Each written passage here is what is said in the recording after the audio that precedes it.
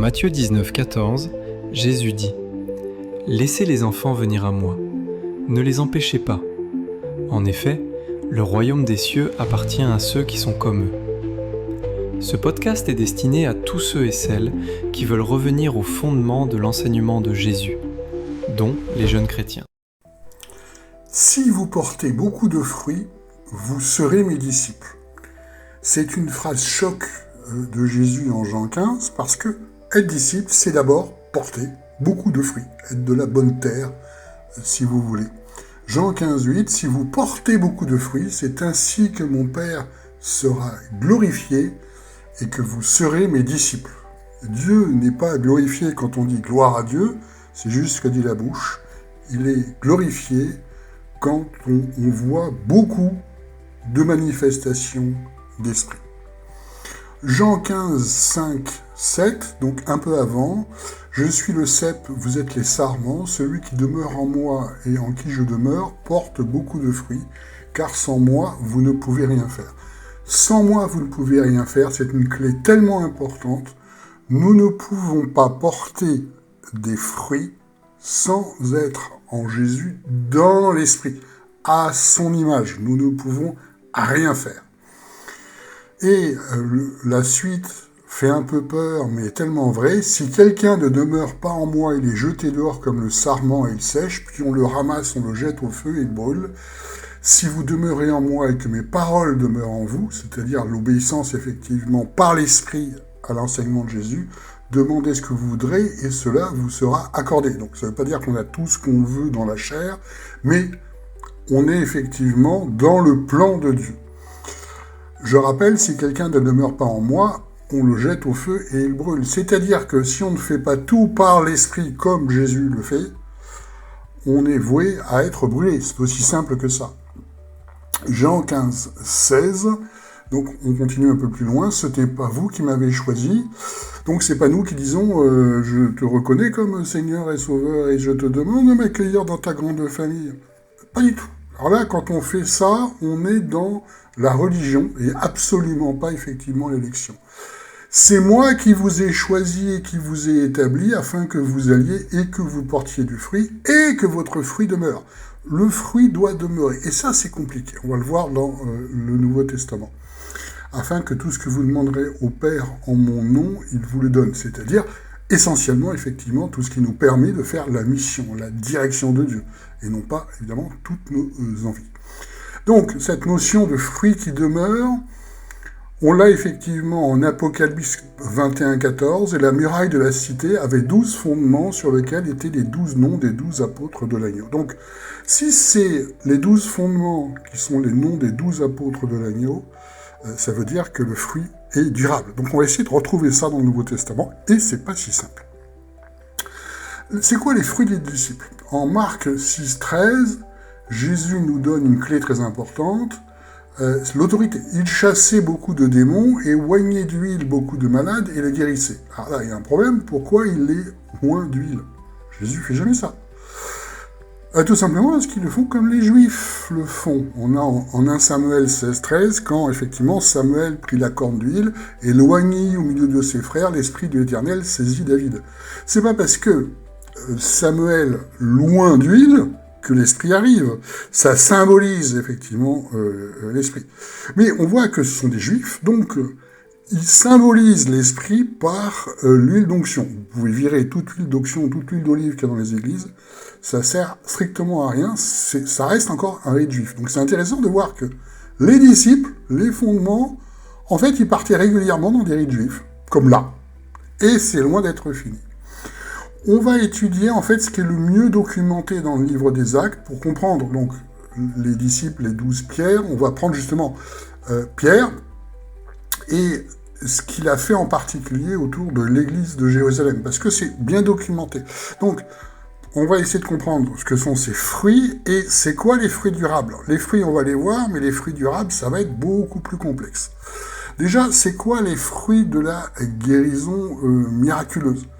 Rappelez-vous, en Actes, on voit effectivement ces conversions parce qu'il y a eu une guérison miraculeuse. Mais on voit aussi autre chose. En Actes 3.12, quand Pierre, donc, exprime effectivement ce qui s'est passé. Pierre, voyant cela, dit au peuple, « Hommes israélites, pourquoi vous étonnez-vous de ceci? Pourquoi avez-vous les yeux arrêtés sur nous? Comme si c'était nous qui, par notre propre puissance, ou par notre piété. » C'est intéressant, notre piété. Ça veut dire, c'est pas la religion, notre piété. Alors que tous les hommes, et les juifs en particulier de cette époque, voulaient retourner à la piété, et tous les théologiens ont fini par retourner à la piété. Évidemment, parce que faire de la religion, faire des rituels, comme ce que vous avez le dimanche, c'est ce que les hommes adorent faire. Mais ça ne marche pas par notre piété. C'est pas nous qui avons fait marcher cet homme, donc il montrait effectivement la puissance de Jésus, qui est la gloire de Dieu. C'est ça la gloire de Dieu. Il n'a pas dit gloire à Dieu, gloire à Dieu. Il a dit, voyez qu'est la puissance effectivement de l'esprit à l'œuvre par rapport à ça. Mais ce qui est compliqué, comme je vous l'ai dit, c'est qu'en acte 4, les fruits de la guérison miraculeuse, c'était loin de convaincre tout le monde. Autant il y a eu, effectivement, beaucoup de convertis, autant aussi il y a eu beaucoup d'opposition. En acte 4, versets 13 à 14, voyant la hardiesse de Pierre et de Jean et se rendant compte que c'étaient des hommes sans instruction et du commun peuple, donc surtout pas des théologiens, c'est ça qui est intéressant. Ils étaient dans l'étonnement et les reconnaissaient pour avoir été avec Jésus. Et voyant là debout avec l'homme qui avait été guéri, ils n'avaient rien à répliquer. Mais leur ayant commandé de sortir du Sandréen, ils consultaient entre eux, que ferons-nous à cet homme?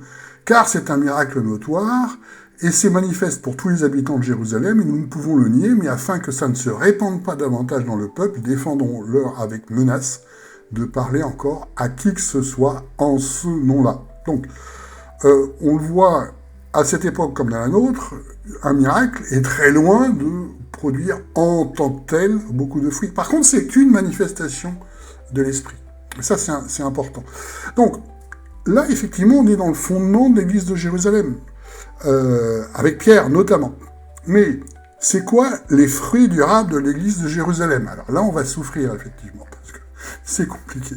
Vous avez aussi un approfondissement de tout ce sujet dans l'autre podcast, Avoir la pensée du Christ, l'épisode 42, sur la plus petite semence, effectivement, où je reprends tous les noms notables du livre des Actes en essayant de voir quels sont les fruits, et il n'y en a pas beaucoup, c'est le moins qu'on puisse dire. Et c'est un sujet qui est très important. Donc là, on se trouve à Jérusalem, on voit le départ de l'église de Jérusalem avec le miracle de Pierre, et on nous annonce plusieurs milliers de personnes. Un coup c'est 5000, un coup c'est 3000, donc ça fait 8000, et beaucoup d'autres après, donc on va dire en gros 10 000.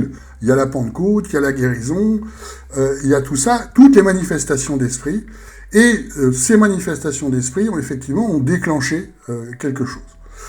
D'ailleurs, c'est marqué en Actes 6-7, la parole de Dieu faisait des progrès, et le nombre des disciples augmentait beaucoup à Jérusalem, et une grande foule de sacrificateurs obéissait à la foi. Donc, bon, mettons 10 000, juste pour qu'on ait une image par rapport à ça. Mais qu'est-ce qui se passe avec cette église de Jérusalem? On l'a en Acte 2, versets 40 à 47. Eux donc, ayant reçu sa parole, furent baptisés, et environ 3000 âmes furent ajoutées en ce jour-là. Et ils firent quoi? Est-ce qu'ils écoutaient l'esprit? Est-ce qu'ils firent des guérisons? Pas du tout. Ils persévéraient dans la doctrine des apôtres et dans la communion mutuelle, dans la fraction du pain et dans les prières. C'est quoi la communion mutuelle? Le problème, c'est que les apôtres étaient à peu près jamais dans la communion mutuelle, puisque par définition, il y avait des missions. Et tous les noms qui comptent dans le Nouveau Testament, ils ne sont pas dans la communion mutuelle, puisque par définition, on voit Philippe, on voit Étienne, ils sont en mission. Ils ne sont pas là pour juste faire une bonne bouffe en chantant des cantiques, c'est-à-dire le truc d'église, en fait. Mais là, on voit, tout de suite, ils sont partis là-dedans. Il y a une raison à ça. Et la crainte s'emparait de chacun, et se faisait beaucoup de prodiges et du miracle par les apôtres. Donc il y a des fruits, effectivement, on voit des fruits de l'esprit, des vraies manifestations d'esprit des apôtres, montrant que c'est effectivement, il se passe quelque chose au même titre que les miracles de Jésus. Et tous ceux qui avaient cru étaient ensemble, et ils avaient toutes choses communes. Alors là, tout de suite, c'est bizarre. Étaient ensemble et avaient toutes choses communes. C'est-à-dire, tout de suite, ils se montent en communauté. Il y a une raison. Et ils vendaient leurs possessions et leurs biens et les distribuaient à tous selon les besoins que chacun en avait. Et là aussi, il y a une raison, parce que c'est pas l'enseignement de Paul. Ça va beaucoup plus loin, en fait, de ça. Ils étaient chaque jour assidus au temple, d'un commun accord. Alors, assidus au temple, c'est dans la cour, en fait, parce qu'ils étaient donc, on va dire, à peu près 10 000, il fallait bien qu'ils se rencontrent quelque part, mais tous les jours, assidus au temple, d'un commun accord, et rompant le pain dans les maisons, ils prenaient leur nourriture avec joie et simplicité de cœur, louant Dieu et trouvant faveur auprès de tout le peuple. Alors, c'est bizarre. Comme Jésus disait que, effectivement, le monde m'a haï, va vous haïr aussi, tout le monde trouve, effectivement, tout Jérusalem nous dit, c'est très bien ce qu'ils font. Pourquoi? C'est bizarre. Et le Seigneur ajoutait chaque jour à l'Église ceux qui étaient sauvés. Alors, on est d'accord, sauvés, ça veut juste dire, ils ont reçu l'Esprit, ils ont été purifiés une première fois. Ça ne veut pas dire qu'ils auront la Nouvelle Jérusalem, c'est le moins qu'on puisse dire. Donc, le problème, c'est quoi, en fait, ce qu'il faisait, le fait de rompre le pain. Alors, je parle aussi de de cet enseignement-là dans l'épisode 11, toujours sur le même podcast que vous écoutez aujourd'hui, Laissez les enfants venir à moi, sur le sang de Jésus. Parce que, en fait, le problème, c'est que rompre le pain, c'est pas la Sainte Seine. Jésus n'a pas institué la Sainte Seine. Jésus a montré, en fait, un symbole très fort. Il a dit « Faites ceci en mémoire de moi », qui est une mauvaise traduction, puisque c'est « manifester ceci en mémoire de moi ». Quoi? Le fait qu'on mange le pain de vie qui est Jésus, qu'on fasse à son imitation et qu'on ait les mêmes fruits que lui. C'est aussi simple que ça. Mais c'est pas parce que vous faites une Sainte Seine que ça va changer quoi que ce soit dans votre vie. C'est pas ça le message. Et tout de suite, les églises, on dit, voilà, c'est la rituel qu'on va faire, et on trouve ça dans l'église catholique chaque semaine, etc., etc. Les protestants ont fait une version édulcorée de ça. Et le problème, c'est qu'on ne trouve pas ça dans le Nouveau Testament. Régulièrement, ils disent, on rompt le pain, et ils nous disent, voilà, ils font la Sainte Seine. Ah, pas du tout, c'est un rite juif de rompre le pain.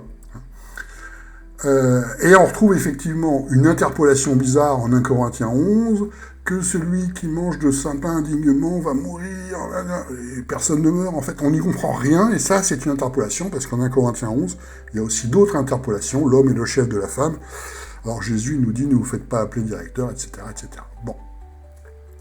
Donc, c'est quoi rompre le pain? Ils font quoi? En fait, c'est juif. Le père de famille prend le pain, prononce la bénédiction, le hamatzi, je prononce mal, le rompt à la main, sans le couper au couteau, et le distribue aux convives en disant « Béni sois-tu, éternel notre Dieu, roi de l'univers, qui fait sortir le pain de la terre. » Pourquoi il s'organise comme ça?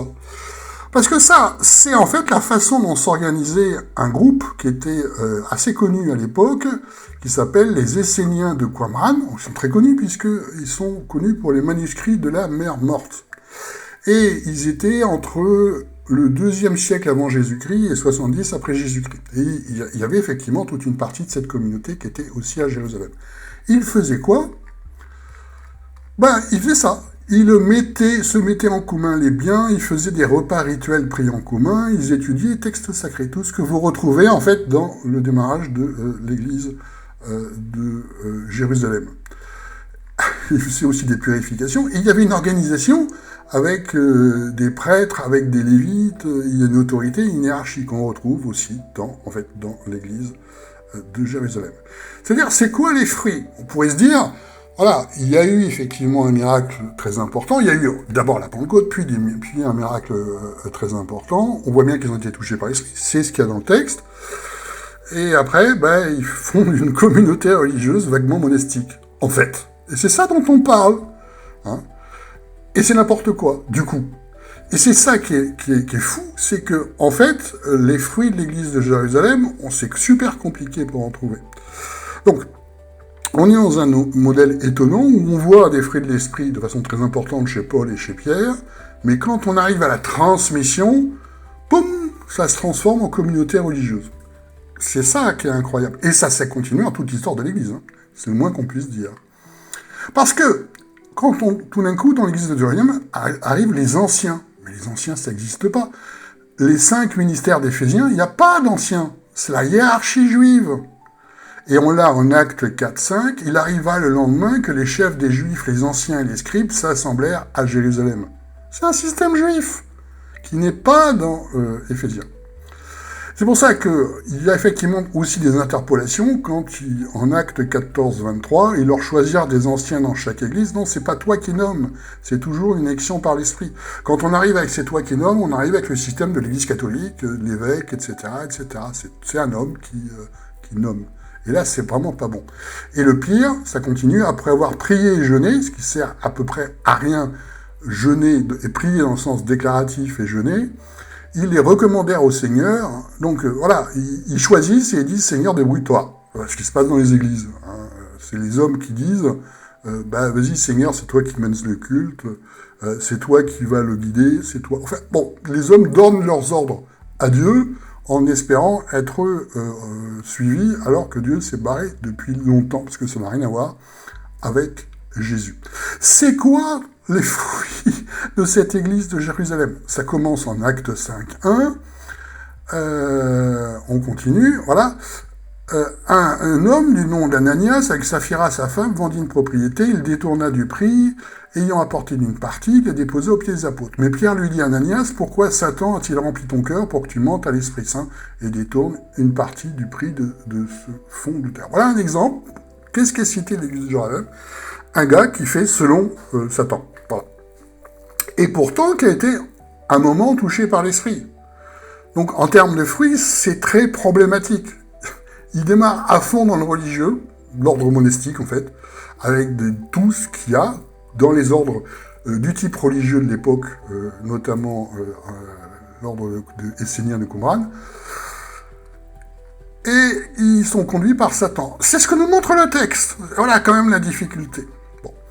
Tandis que Pierre continue à être effectivement manifesté l'esprit de façon très importante. Acte 5, versets 12 à 16, donc un peu plus loin, il se faisait par les mains des apôtres beaucoup de miracles et de prodiges parmi le peuple. Et aucun dos des autres, le peuple leur donnait des grandes louanges, etc. Ils ajoutaient beaucoup plus de ceux qui croyaient au Seigneur, des multitudes, tant d'hommes et tant de femmes, en sorte qu'il y avait des malades. Pierre venant à passer, son nombre du moins couvrit quelques-uns d'entre eux, et la multitude accourait des villes, exportant des malades et des gens tourmentés par des esprits impurs, et tous étaient guéris. Pierre, en tant que tel, manifeste beaucoup de fruits, de manifestations de l'esprit, comme Jésus. Mais par contre, on ne voit pas de transmission, en fait, à l'église de Jérusalem. Acte 5, versets 17 à 20, ça continue. Le souverain, il fut rempli d'envie. Un ange du Seigneur ouvrit les portes de la prison, les ayant conduits dehors, il dit « Allez, et vous présentant dans le nom du temple, annoncez au peuple toutes les paroles de cette vie. » Donc, il y a bien un plan de Dieu où Pierre et aussi à un moment Paul doit annoncer effectivement sans qu'on voit les fruits en fait réellement, à part qu'il y a du nombre. C'est comme dans les églises. On s'en fiche qu'il y ait 10 000, combien portent véritablement du fruit? C'est toute la question par rapport à ça. Parce que c'est Jésus qui le dit, si vous ne portez pas de fruits, vous allez finir brûlés, tout simplement. Et ce qu'on voit avec l'église de Jérusalem, c'est effectivement des problématiques de communauté religieuse. Or, acte 6-13, en ces jours-là, le nombre des disciples augmentant, donc si on dit 10 000, on ne doit pas être dans le faux, il y eut des plaintes et des hellénistes contre les Hébreux, parce que quand on approfondit ce texte, en fait, ceux qui venaient de culture grecque faisaient tout à fait différemment des Hébreux, ils s'engueulaient. Ça se passe bien par rapport à l'esprit. Et donc, les 12 ayant convoqué la multitude des disciples, il n'est pas donc il y a effectivement 7 hommes remplis d'esprit et de sagesse que vous préposons en emploi. Bon, donc on retrouve à ce moment-là Étienne et Philippe. Mais Étienne et Philippe, ils partent tout de suite. C'est-à-dire que ça fait poser la question, est-ce que Étienne et Philippe, c'est des fruits de l'église de Jérusalem? Enfin, puisqu'on les voit en fait tout de suite dehors, après juste un temps de service aux tables, dehors, à faire comme les apôtres des miracles, ça fait penser qu'ils sont en fait aussi comme les apôtres totalement itinérants, qui ne sont pas de l'église de Jérusalem. L'église de Jérusalem, c'est religion, ancien, organisation, dérapage, Satan, etc. Donc, acte 6-8, Étienne, plein de grâce et de puissance, faisait des prodiges et des grands miracles parmi le peuple. Poum. Et on voit aussi le meurtre d'Étienne, juste après, Et ce qui est étonnant, effectivement, c'est que Paul arrive, mais en tant que Saul. Acte 8, 1, 3, or Saul approuvait son meurtre. Or, il y eut ce jour-là une grande persécution contre l'église de Jérusalem, et tous, sauf les apôtres, furent dispersés dans les contrées de Judée et de la Samarie, toutefois des hommes pieux en se dirent Étienne, mais Saul ravageait l'église, entrant dans les maisons et traînant hommes et femmes, il les livrait pour être mis en prison. Donc, l'église de Jérusalem, en termes de fruits, fut en partie massacrée par Paul, avant qu'il devienne Paul. C'est pour vous montrer à quel point le plan de Dieu, on n'y comprend rien. Et c'est normal, si vous ne faites pas selon l'esprit, mais selon un raisonnement humain, vous ne faites pas, le ministère, en fait, véritablement. Et on retrouve effectivement le même Paul, acte 22, 17, 21. Or, il m'arriva, étant retourné à Jérusalem, comme je priais dans le temple, de me trouver en extase. Donc on voit qu'il reçoit. Prier, c'est recevoir dans l'esprit. Et je le vis qui me disait, hâte-toi et sors promptement de Jérusalem, car ils ne sauveront pas ton témoignage sur moi. Barre-toi, ils vont te lyncher. Je résume, mais c'est ça. Donc il y avait bien, effectivement, un massacre important fait par Paul. Super. Celui qui allait devenir Paul commence par massacrer l'église de Jérusalem. Donc, on continue en acte, effectivement, sur Philippe, puisque c'est Étienne et Philippe. Donc, en fait, ils ont passé un moment dans l'église de Jérusalem, mais rien ne nous dit qu'ils étaient dans l'église de Jérusalem. Parce que c'est pas des religieux. Ils ont un ministère un peu comme les apôtres, en fait.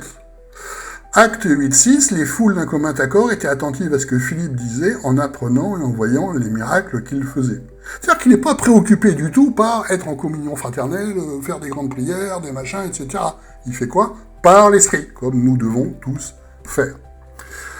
Donc, c'est quoi les fruits, effectivement, de ce miracle? C'est, avec Philippe, Simon le magicien, puisque Philippe fit des miracles encore plus grands que Simon le magicien. Et Pierre arrive. On continue avec Pierre. Acte 8-20, Pierre lui dit que ton argent périsse avec toi, puisque tu as cru que le don de Dieu s'acquérait avec de l'argent. Donc les fruits, là aussi, de Philippe, la conversion de Simon le magicien, tout le monde en église fait « Ah !» Sauf que Simon le magicien, il est resté magicien, il veut acheter ses dons. Voilà. On ne voit pas de fruits. La conversion, en tant que telle, n'est absolument pas un fruit, contrairement à ce qu'on entend tout le temps en église. Acte 8-20, mais Pierre lui dit donc que ton argent périsse avec toi, et on continue effectivement, acte 8, 26-29, un ange du Seigneur parla à Philippe en disant « Lève-toi, va vers midi, vers le chemin qui descend de Jérusalem à Gaza. » De Jérusalem à Gaza. On s'intéresse à l'église de Jérusalem. Et voici un Éthiopien eunuque, ministre de Candace, reine d'Éthiopie, surintendant, qui était venu à Jérusalem pour adorer sans retourner. Donc là, on est en situation où il était à Jérusalem et que l'esprit n'a absolument pas agi alors qu'il y avait 10 000 à Jérusalem. Il fallait que ce soit Philippe, quand il sort de Jérusalem, qui s'en occupe. Ça veut quand même bien dire qu'il y en a un qui suit l'esprit, donc Philippe, et que les 10 000 de l'église de Jérusalem, c'est pas terrible. Il n'y en a pas un qui a été averti par l'esprit de s'occuper de l'Éthiopien. Parce que l'esprit n'a rien dit du tout. Vous voyez le problème? Bon.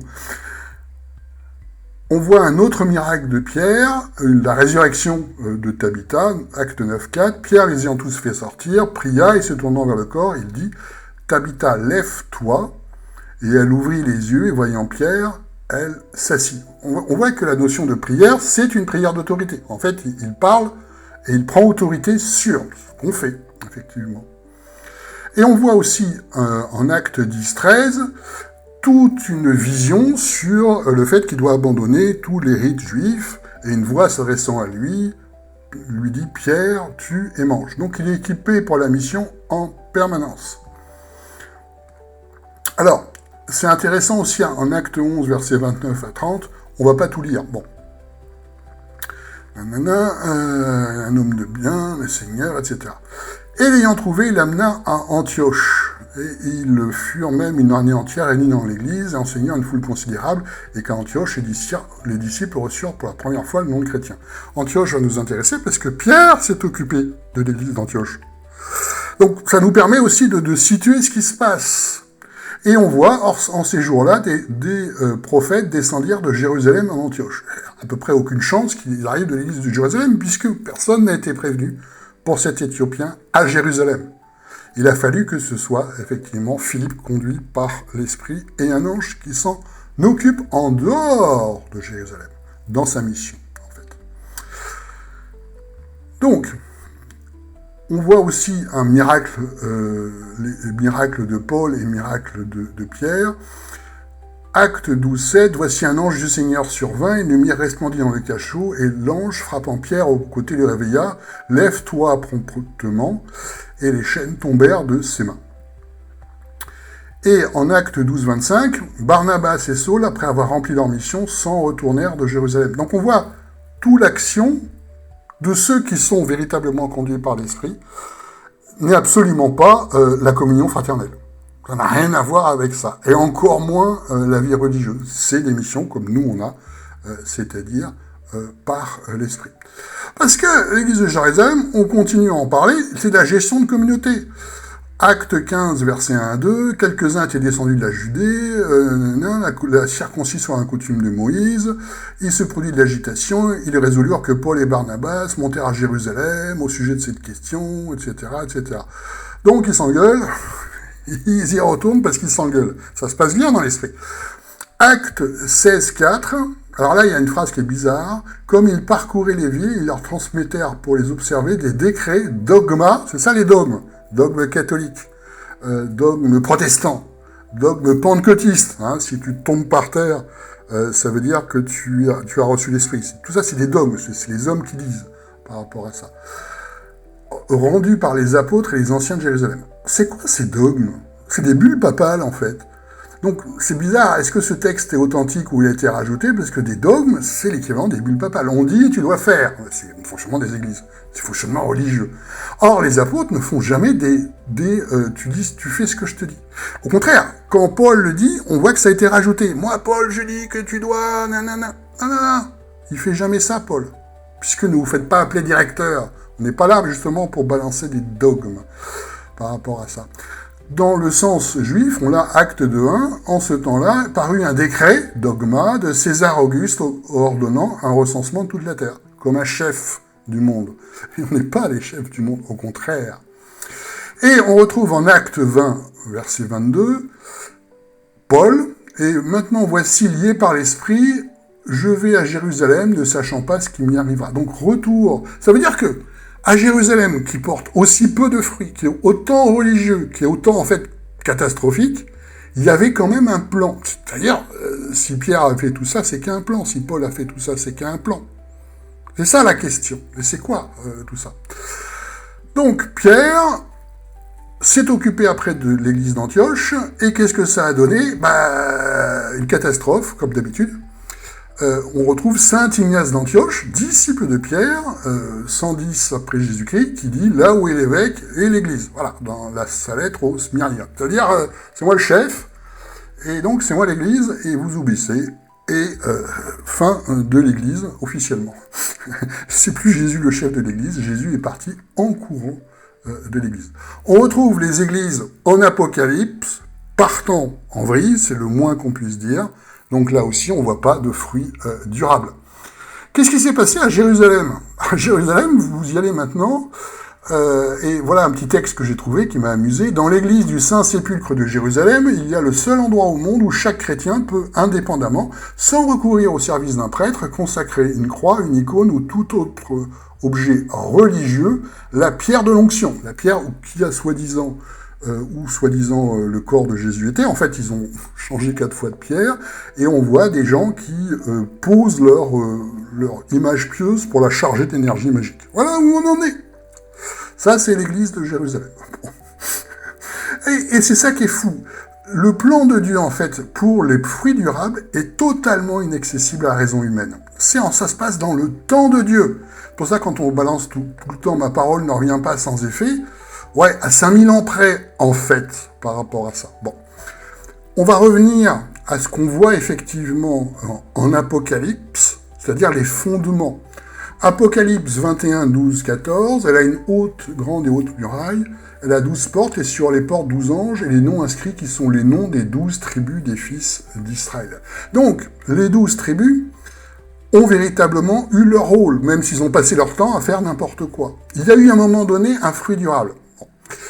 Et là, on retrouve effectivement les 12 noms des 12 apôtres de l'agneau. Parce qu'on retrouve aussi en Apocalypse 7, versets 4 à 8, « Et j'entendis le nombre de ceux qui étaient marqués du sceau, 144 000, alors, nombre symbolique, puisque c'est multiple de 12, dirait de toute tribu des fils d'Israël, tribu de Juda, 12 000, etc., etc. » Donc, il y a eu un fruit, mais bien après, puisque là on est en Apocalypse, ça arrivait quand en Apocalypse, j'en sais rien, dans 100 ans, 3000 ans, aucune idée par rapport à ça. Donc, on est effectivement, quand on lit la Bible, on nous dit il faut lire la Bible, 75% de la Bible, l'Ancien Testament, nous décrit un ratage complet. Ratage complet.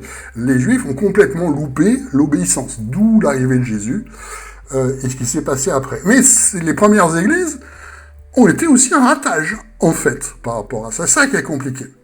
Parce que je retrouve des textes, par exemple en Osée 2, 1, 7, lorsque l'Éternel commença à parler par Osée, l'Éternel dit à Osée, va prendre une femme prostituée, des enfants de prostitution, car le pays ne se fait que prostituer en abandonnant l'Éternel. Tout l'Ancien Testament nous dit, les prophètes, donc par l'Esprit, disent, les Juifs font n'importe quoi.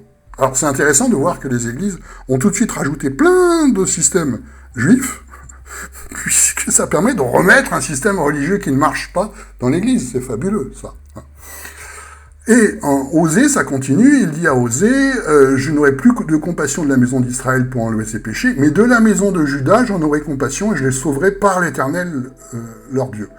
Et on voit effectivement en Apocalypse la conclusion de ça, et un des anciens me dit, ne pleure pas, voici, il a vaincu le lion de la tribu de Juda, la racine de David, pour ouvrir le livre et les 7 agneaux. Ça, c'est fou par rapport à ça. Donc, des milliers d'années après, on retrouve effectivement la résolution de ça par la tribu de Juda, d'auquel est issu Jésus par rapport à ça. C'est incroyable. Et on trouve en Ésaïe 11, 1, 4, « Un rameau sortira du tronc d'Israël, et un rejeton naîtra de ses racines. L'esprit de l'Éternel reposera sur lui, esprit de sagesse et d'intelligence, esprit de conseil et de force, esprit de connaissance et de crainte de l'Éternel. » Donc, de toute cette catastrophe est tiré un rameau qui est Jésus par rapport à ça. Donc, il y a un fruit durable de tout ce plantage qu'est l'Ancien Testament. Parce que, pensez au ministère des prophètes qui passent leur temps à pleurer parce que personne n'écoute leur message. Pourtant, ils sont bien dans l'esprit. À ce point qu'ils sont cités par Jésus, vous avez été édifiés, effectivement, sur la base des apôtres et des prophètes, et de Paul, pour être exact.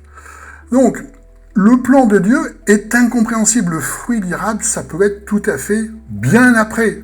Une chose très complexe.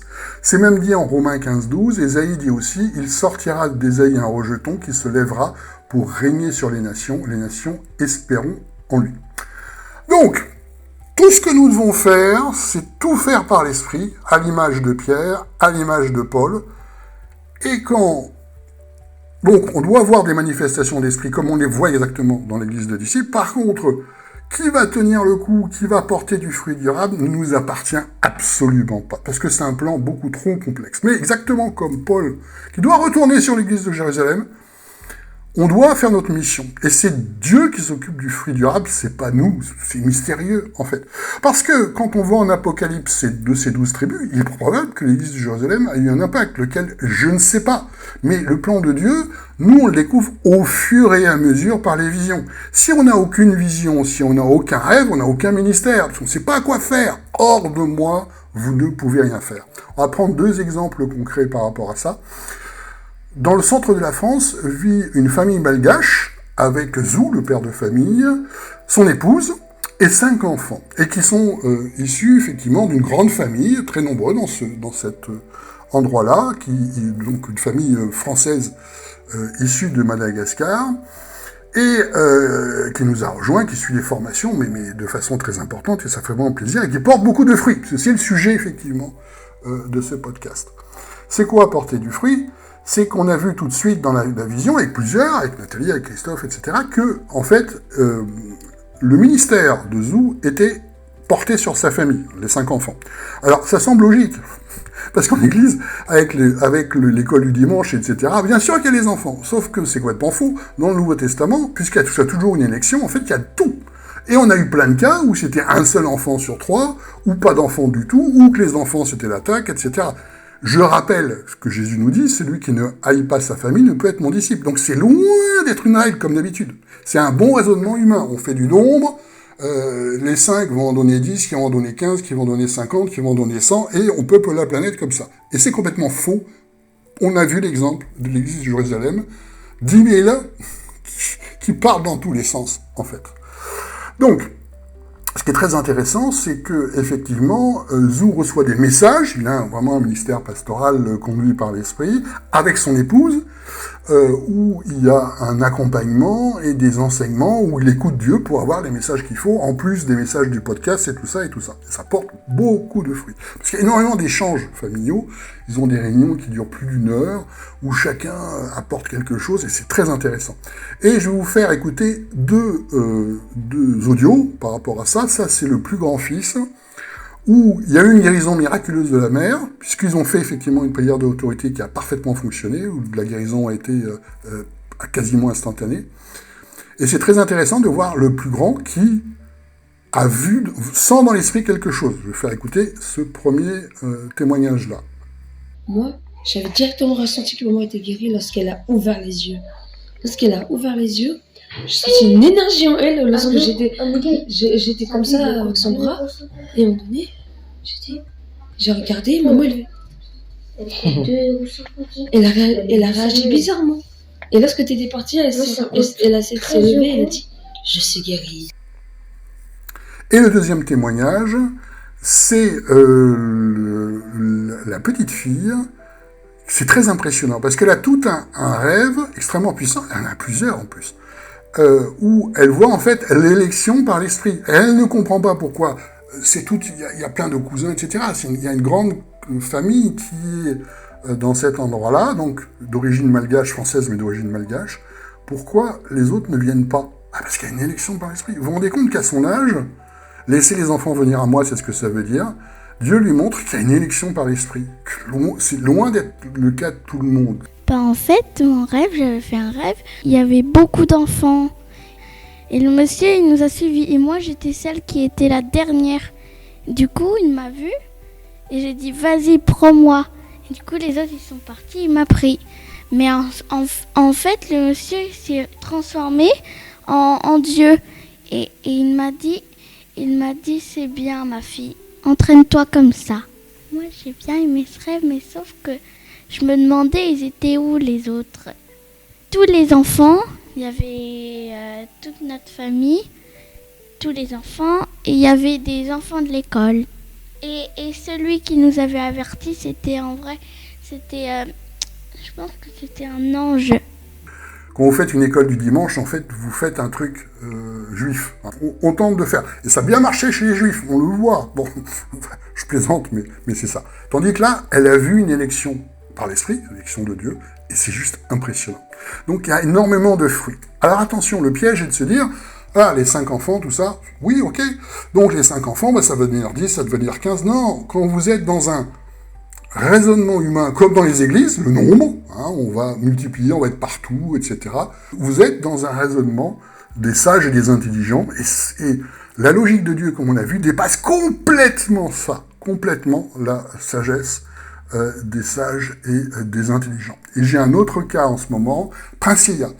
Princilia, vous la retrouvez dans plusieurs formations. Princilia, je l'ai connue il y a plusieurs années. Et là, en ce moment, ce qui se passe, c'est extraordinaire. On commence à comprendre le plan pour elle, tellement c'est complexe. Et le plan, attention, il y a eu plus que des dizaines, des centaines de visions, de rêves, de manifestations, de guérisons miraculeuses, etc., etc. Mais les compte même plus. Mais aujourd'hui, Parce qu'il y a vraiment, c'est le moment par rapport à ça. Elle a été aidée aussi par des dons financiers qui l'aident à sortir effectivement de l'influence de sorcellerie de sa famille, ce qui lui a permis d'avoir tous les rêves, que moi je l'aide effectivement par mes visions également et par l'interprétation des rêves, pour que des portes s'ouvrent et que le plan de Dieu se fasse et qu'on comprenne enfin ce qui se passe des années après. Toujours pareil, c'est complètement étranger à notre pensée humaine. Quand on est dans notre pensée humaine, on est dans la désobéissance. Quand il y a une logique de je remplis les personnes à l'église et ça fera du monde, et plus il y a de monde, plus Dieu est content, on est dans le n'importe quoi. Pas du tout, en fait, le plan par l'esprit. On doit effectivement suivre en permanence l'esprit dans l'écoute de tous les jours, c'est ça, manger le pain quotidien. Le pain de vie, c'est ça, tous les jours, on écoute l'esprit, et c'est la direction pour notre mission, qui porte des fruits dans le sens manifestation de l'esprit, mais au final, il y aura un fruit durable qu'on ne maîtrise pas, parce que le plan de Dieu, on le découvre qu'au fur et à mesure, et notre intelligence n'est pas suffisante pour comprendre tout le plan de Dieu, loin de là. Donc, nous devons écouter l'esprit, comme le faisait Jésus.